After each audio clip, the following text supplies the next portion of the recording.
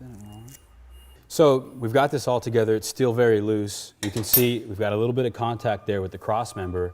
We've got to kind of orient it the way it needs to be before we start tightening everything down. We're getting very close here, but it's a really tight fit in order to get the muffler in between the linkage and the frame cross member while still having ground clearance. It's kind of a strange balance you have to get it set up right. So we have a stock mount from the motor to the radiator, and we have the Leovance replacement component. They're different because of the way the pipes are set up coming down on your primaries, right? Yep. The main difference being number 3 right here, it loops off to the left, whereas the stock one was on the right side, so we've got it like that. We've got to bring this over more to the right side of the bike. Okay, so that's a simple installation with the 10mm bolts, and we're good to go there. No matter what you're doing, patience is a virtue, so absolutely. I can see how important it is, especially in routing the mid-pipe to the muffler, in making sure that that gap is perfect. Your bracket off the rear foot peg is right, and then the mounting bracket on the can itself, the piece of carbon fiber there, just getting that set correctly at the angle will tell you immediately whether you're right or wrong. Yeah, everything has to be just right in order to have the proper clearance you need. And then once you get it on the track, to make sure that you've got ground clearance here when it's at full lean. Right. So I think at this point, we're ready to button this up. All our springs are on, all our tabs line up well. We just need to tighten this back up at this point. You want to wipe it down and clean it because once it goes through its first heat cycle, particularly, the oil in your hands and fingers, it'll burn onto the pipe. It just looks bad, It won't really hurt anything, it's just mostly for appearance. So I like to get some contact cleaner, some brake cleaner, nice clean rag, and just go over it, trying to make sure not to spray it obviously on any rubber surfaces or anything like that where it could damage it, but just get in and clean the grease, oil, all the stuff, maybe a little extra anti-seize you might have, just get it nice and looking good. And then on the rear can, not necessarily a good idea with parts cleaner. No, I wouldn't use that on there, particularly you don't want to use it on carbon, you don't want to use it on rubber, so I prefer to use some type of maybe bodywork cleaner, either Plexus or something similar to that, and you just go through, get the streaks off of it and make it look nice. So as we're going back on the dyno with our system, we have the ability to put in something to measure fuel air mixture. So what are we going to do when we go back to the dyno here? Well, before we put it all back together, rather than use the cover that's supplied, I like to go ahead and throw the oxygen sensor in for the dyno. This is what we use to sample it to know what the mixture is like, if it's rich, if it's lean, and see what's going on with the engine. So I like to go ahead and we'll attach it now. It's got the welded in port right here on the exhaust system. So it just screws in like that.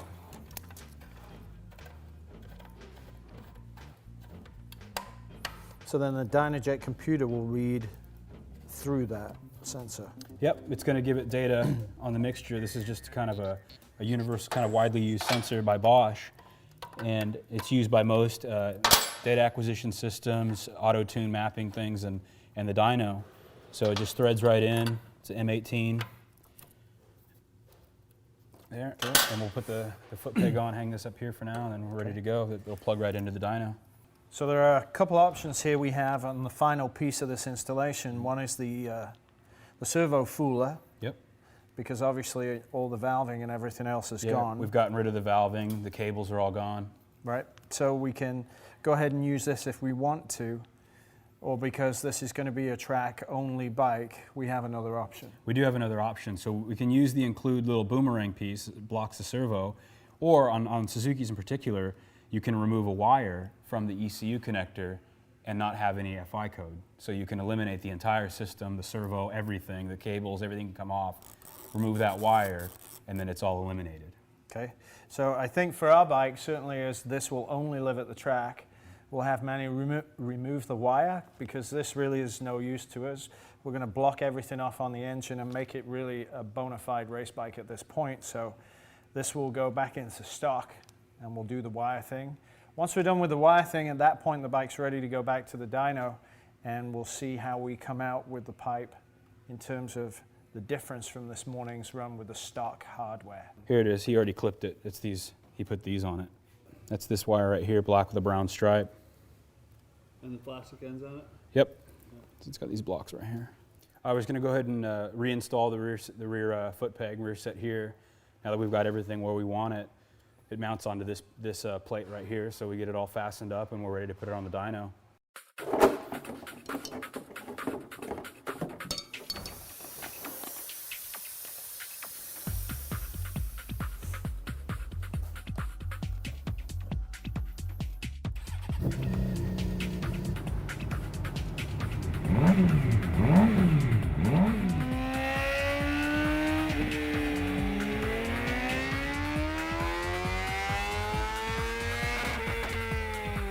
Nothing wrong with this bike.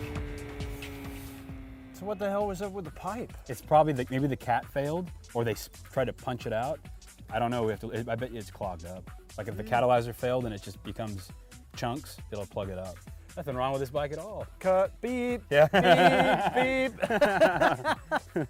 Well, what is it, 120, 130? It's even a little bit lean now, so with tuning, you probably gain a little more. Because look how lean it goes up there, and then it's 14 at the top end. So you go richer and you'll gain even more power. Probably good for a couple more horse. Well, this week we're putting the Bazzaz box on. Oh yeah, it needs it. It needs it. So we'll probably come back and let you map it, and then we can show the difference. The catalyzer burned up. Look, it's starting to come apart. Oh, It's yeah. plugged up. Here, look at Totally the light in plugged there. Wow. Holy smokes. They probably had it on the track and fried it. Can you see that?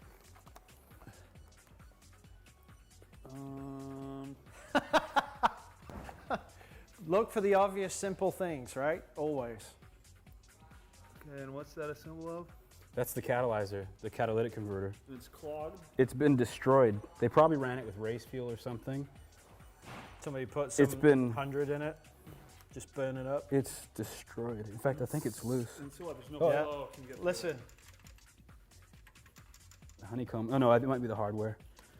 Should But be. no, look at the outside sleeve of it. It looks like it's come apart from the outside sleeve. Look at that. There's a sleeve. Oh, yeah. Mid 120s on that dyno, maybe 125. And so we got 133. 133. That's pretty good. And that's with a crappy stock air filter with God knows how many miles Oh on it. yeah, and it needs to be tuned pretty bad. And so our next job is the Bazzaz performance componentry to be put on it, and then bring it back and let Manny do his magic. And when we do that, it'll come with an air filter as well. Okay. So you may as well do everything, pipe, air filter, and mapping at the same time, and then it's done. Yeah, I think it's in Cool. pretty good shape. Manny, you rock, man. Oh, no That was problem. awesome. No problem. Great end to a great day. So we'll be back next week with the Ninja 650 as well for the next Leo Vinci pipe. So we'll see you then on Performance Upgrades. Take care.